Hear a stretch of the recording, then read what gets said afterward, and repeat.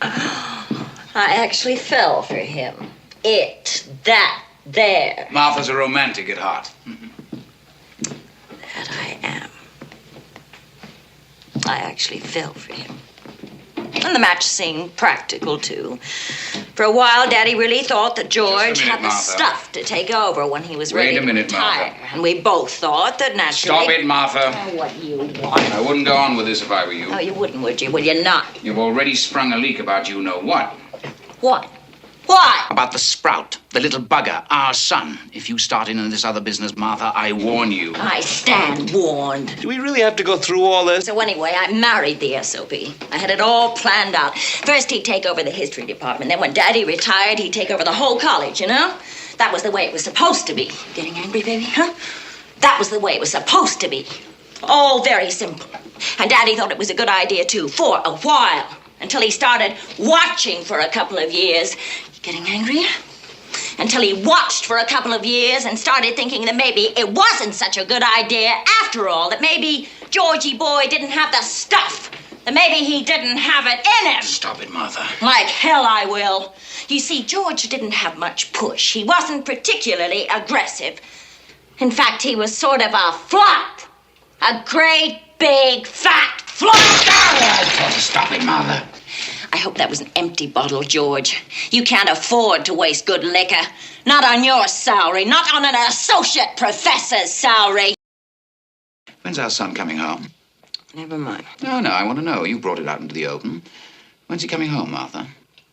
I said never mind. I'm sorry I brought it up. Him up, not it. You brought him up. Well, more or less. When's the little bugger going to appear? I mean, isn't tomorrow meant to be his birthday or something? I don't want to talk about it. But Martha... I don't want to talk about it. I bet you don't. Martha doesn't want to talk about it. Him. Martha is, sorry she brought it up. Him. When is the little bugger coming home? Yes, Martha, now that you've had the bad taste to bring the matter up in the first place, when is the little bugger coming home? George talks disparagingly about the little bugger because he has problems. The little bugger's got problems? What problems has the little bugger got? Not the little bugger. Stop calling him that! You've got problems. I've never heard of anything more ridiculous in my life. Neither have I. Honey. George's biggest problem about our son, about our great big son, is that deep down in the private most pit of his gut, he is not completely sure that it's his own kid. My God, you're a wicked woman. And I told you a million times, baby, I wouldn't conceive with anyone else. You know that, baby. A deeply wicked person. Oh, my. I'm not sure that this is the subject for... Martha's lying. I want you to know that right now. Martha is lying.